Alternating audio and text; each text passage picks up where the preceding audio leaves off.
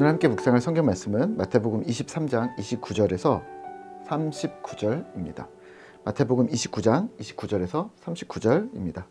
오늘은 30절에서 32절까지 말씀을 읽겠습니다.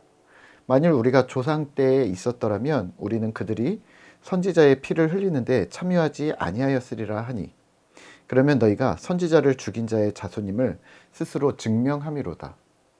너희가 너희 조상의 분량을 채우라. 아멘.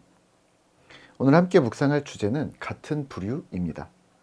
마태복음 23장 본문은 종교 지도자들, 바리새인과 서기관들을 향한 질책을 이어서 하고 계십니다. 여기 23장 마지막 부분은 거의 예수님께서 분노를 쏟아내시는 설교처럼 보이는데요. 오늘도 기억하실 부분은 종교 지도자들이라 함은 비신자들을 향한 메시지가 아니라는 것, 또 도리어 교회 리더들, 중직 또는 신앙의 연수가 긴 신자들을 향한 예수님의 따끔한 충고라고 기억하시면 좋을 듯합니다. 29절입니다.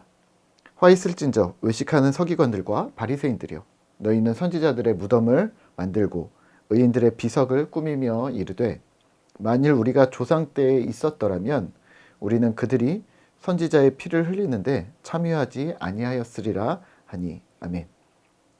예수님이 종교 지도자들에게 말합니다. 선지자와 의인의 무덤에 비석을 세우고 멋지게 해놓고서 우리가 그 당시에 있었으면 안 그랬을 거다라고 말합니다. 31절과 32절입니다. 그러면 너희가 선지자를 죽인 자의 자손임을 스스로 증명함이로다. 너희가 너희 조상의 분량을 채우라. 너희가 그들의 자손임을 증명, 그러니까 다시 말하면 그게 너희가 같은 한패임을 스스로 증명하는 게 아니냐. 허튼 소리 하지 말고 너희 조상의 분량을 채우라. 너희 조상을 따라 그냥 행동해라 라고 말합니다. 그러니까 조상들을 따라 의인들을 계속 핍박하고 선지자들을 계속 죽여라. 그걸 마저 하라고 얘기하십니다. 물론 이 이야기를 빗대면 예수님을 가리켜 하신 말씀입니다. 또 당시의 선지자였던 세례 요한도 가리키는 말입니다. 그러니까 이전의 조상들의 행동이나 지금 너희들의 행동이나 다를 바 없다. 예수를 핍박하고 세례 요한을 핍박하라. 같은 부류라고 말씀하시는 겁니다. 현대인의 성경에서도 이렇게 표현합니다.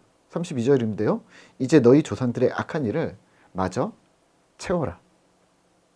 조상들이 하던 일을 마저, 그러니까 남은 일들을 바통을 이어 받아서 계속해라. 그게 너희의 정체성이다 라고 하십니다. 결국은 불순종입니다.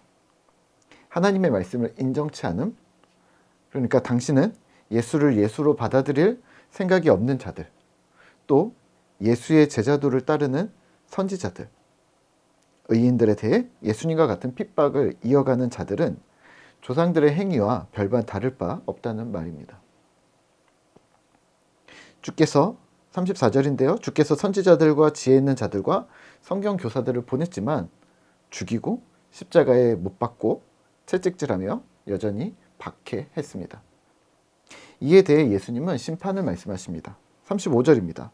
의인 아벨의 피, 사가랴의 피, 땅 위에서 흘린 모든 의로운 피가 너희에게 돌아갈 것이다. 36절입니다. 이 세대에 돌아갈 것이고 38절입니다. 너희 집이 황폐할 것이고 버려질 것이며 39절입니다. 너희는 나를 보지 못하리라. 오늘 본문을 묵상하며 우리는 무엇을 기억해야 할까요? 나는 어떤 편에 서 있는가? 어떤 부류인가? 확인하셔야 합니다. 다시 주지시켜드리면 지금 마태복음이 비신자들을 향한 말씀이 아니라 신자들, 특히 23장은 종교 지도자들인 우리에게 주시는 말씀이라는 걸 깊이 각인하셔야 합니다. 신앙생활 잘하고 있다고 자부하는 나, 또 모태신앙이고 주님 말씀대로 열심히 산다고 생각하는 나와 같은 목사, 집사, 장로, 권사들에게 주신 말씀인 거죠.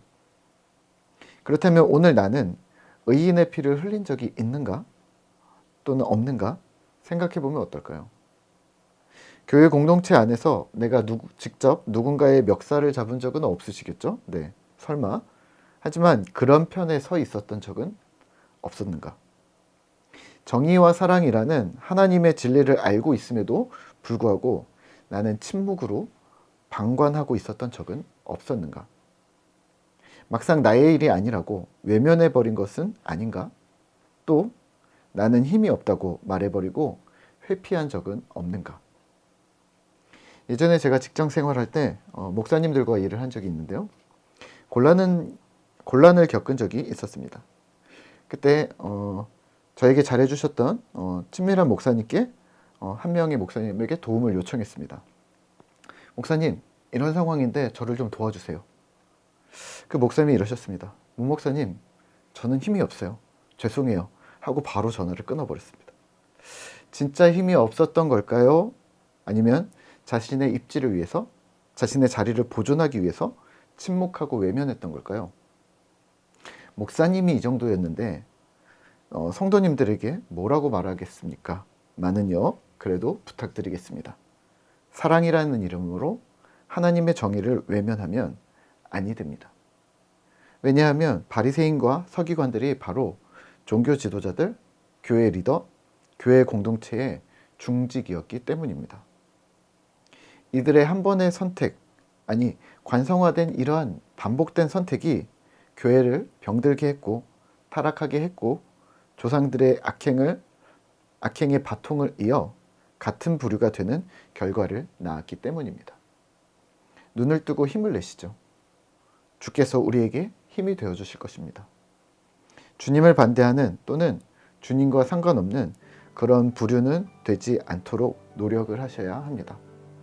무슨 일이 있어도 우리의 생각이나 말에나 행동에나 주님의 편에 서 있는 신실한 신자 되시기를 기도합니다.